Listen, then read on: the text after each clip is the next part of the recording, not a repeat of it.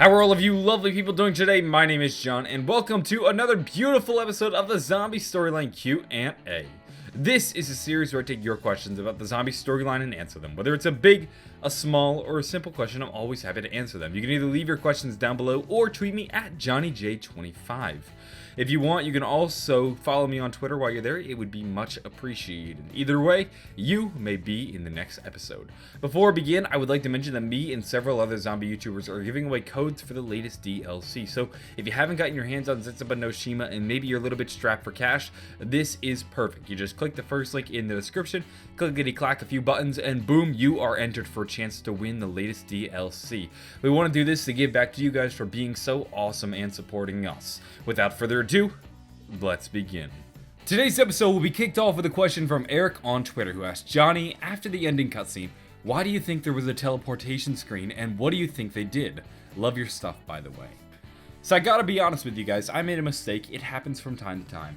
I had my big, long, drawn-out video in which I discussed the ending cutscene of Zetsubou No Shima. Despite the video being like 15 minutes long, there was one thing that completely went over my head, and it was the teleportation at the end. I realized that they teleported, I acknowledged it, but I misinterpreted it. You see, I imagined that they were just teleporting back into the map, but of course, that's wrong. In fact, I even commented on Richtofen's mention of an insurance policy and said, well, this must be DLC 3, and then maybe DLC 4 is when we go and collect Nikolai's soul. But that's wrong, I made a mistake, and I think it's about time I do a little bit of clarification.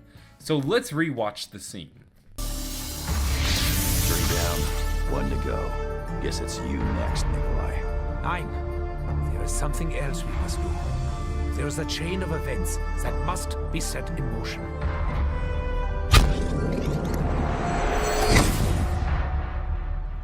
Okay, gotta admit, I didn't see that one coming.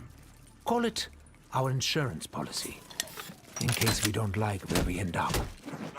Tank makes the assertion that we need to go and get Nikolai's soul. Richtofen tells him he's wrong, something else needs to be done. We then teleport, there's a period of white, we teleport back into Zetsubou No Shima. Tank says that was pretty strange, and Richtofen tells him to consider it like an insurance policy. Well, what is he referring to? To answer this question, what we need to do is look at this period of white. We teleport, there's white, and we teleport back. This clues into the fact that during this period of white, our characters are doing the thing that needed to be done. I want you to imagine time like a relative thing. You can perceive time differently depending on your perspective. Imagine it like the movie Interstellar. Matthew McConaughey goes down to that water world and he's gone for about 45 minutes. When he returns back to his ship, he had been gone for 23 years. This is because time is relative. Depending on how fast you're going, you can perceive time differently. Or I guess you could say depending on where you are in the universe, at least in the zombies realm, you could perceive time differently.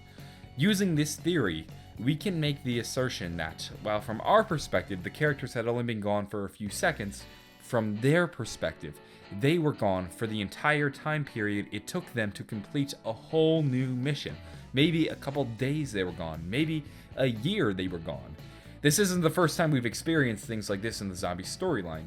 Tank once says that Richtofen was gone for 2 years, which was weird because we didn't understand how Richtofen was gone for 2 years. From our perspective, we see Richtofen in Shadows of Evil and he's only there for a minute or two. Maybe Richtofen, from his perspective, was only gone for about 10 minutes or so while he went and got the summoning key and returned back to the characters.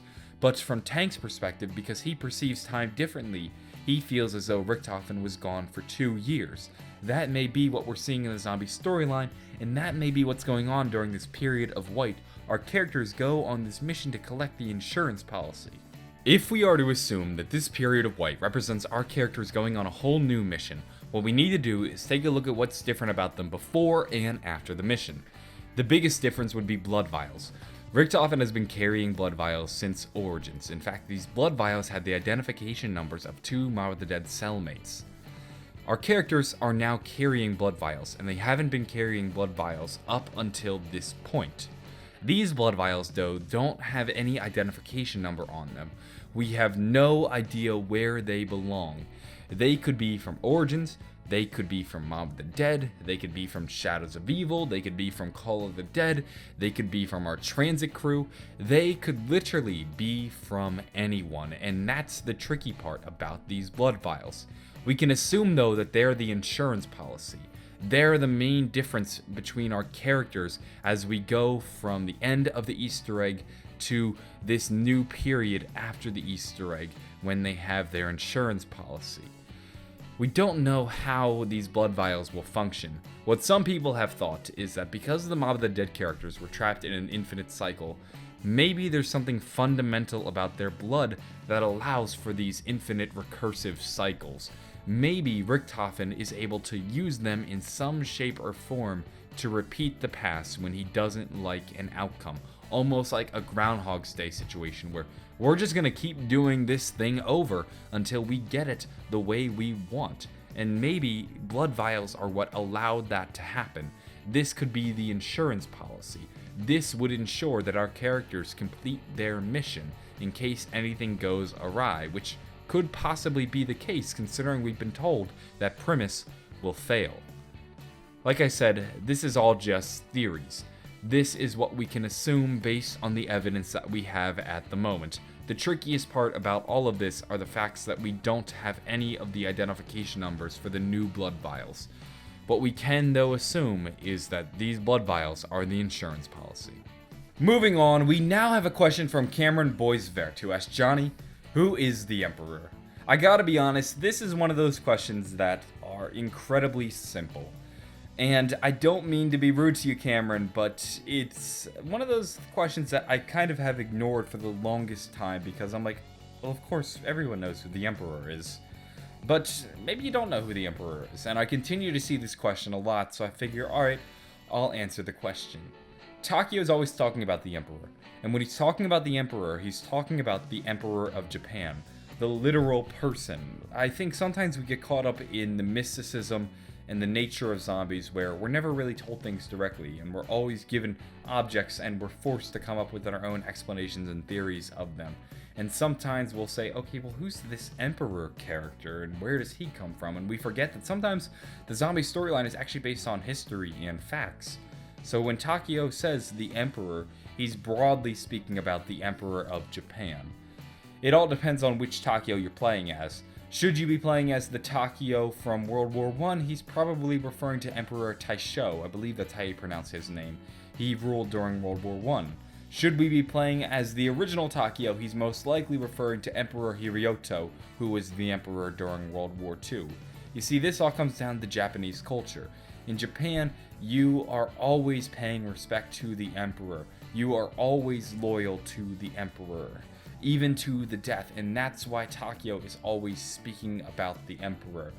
Japanese culture and this idea of loyalty and honor plays a huge role in Zetsubou No Shima, and it follows Takio to his death. And you guys need to understand that when he discusses things like these. When he talks about the Emperor, he's not talking about some new mystical character. He's talking about the literal Emperor of Japan, and when he says he's betrayed by the Emperor, he's saying that he's been betrayed by the man who he was eternally loyal to, who he was willing to give his life for. That's why this is so significant. Today's episode will end with a question from Rodolfo Carabajal, and he asks, who's Gersh in the cipher? I wanted to pick up this question because there's a lot of you who might have no idea who Gersh actually is. Ascension came out 5 years ago. For those of you who just started playing zombies, whether it be in Black Ops 2 or Black Ops 3, this character might not be on your radar, and he's coming up again. He was first featured in Ascension 5 years later. He finally comes back in Zetsubou No Shima, and it seems like in the next DLC we'll be going to Stalingrad, his home city, so he may prove to be more relevant to the zombie storyline than we had initially thought 5 years ago. So who is this Gersh character? Gersh was one of the leading scientists in the Ascension group. The Ascension group was the Russian group tasked with projects pertaining to Element 115. They had projects such as Project Mercury, which created the Gersh device, as well as Project Thunder, which created the Thunder Gun. Gersh was one of the leading scientists in Project Mercury, and he was working with another scientist named Yuri. Well, Yuri kind of messed things up and Gersh was forced to relocate Yuri, and this made Yuri pretty upset. You should know that Dr. Zavoyski does not appear to be adjusting to his new position. He has been hostile towards the other scientists, at least more than usual, and has frequently been seen muttering to himself. He's laughter in my head. Always in my head. I can't find her. I can't. Oh, I can't stop it. Keep it out. Why won't she leave me alone? This had better be good, Yuri. The fact that you are even in this lab again is reason enough to have you permanently removed. If you've done anything that will ruin Ned's inspection, do not worry. You will not be disappointed. In fact, I'm sure you won't forget it. But I can't take all the credit. If you will do me the honors.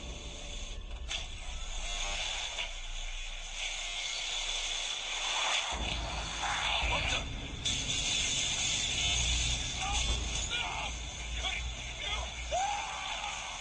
With Yuri going mad, he eventually succumbs to the voices in his head, this voice being the voice of Samantha. And he does what Samantha tells him to and kills Gersh. He actually completes the Gersh device, activates it, and then traps Gersh into his very own device. And this sends him into the ether. This is why he's screaming for help at the beginning of Ascension. Please, help me. She's coming.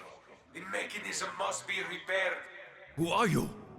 He's in this ethereal realm and Samantha is coming after him and our characters need to free him. This is all that's going on in the Mystery Man, the Casimir Mechanism Easter egg. Once we freed him, it seemed like that was the end of his story, but he's coming back in this cipher that we found in Zetsubou No Shima, and he discusses Stalingrad as his home, so he might continue to be relevant in the zombie storyline. At the moment though, all you really need to know about Gersh is that he was one of the leading scientists within Russia that was doing work with Element 115, and he was betrayed by one of his colleagues named Yuri because Yuri was upset with him relocating him to a different part of the Ascension group. With that, we're going to be ending this beautiful episode of the zombie storyline Q&A. If you enjoyed the video, please do give it a like and maybe subscribe for more videos. I upload multiple zombie storyline Q&As every week, and if you enjoyed this one, I'm sure you'll enjoy the next one. Have a fantastic day, and bye.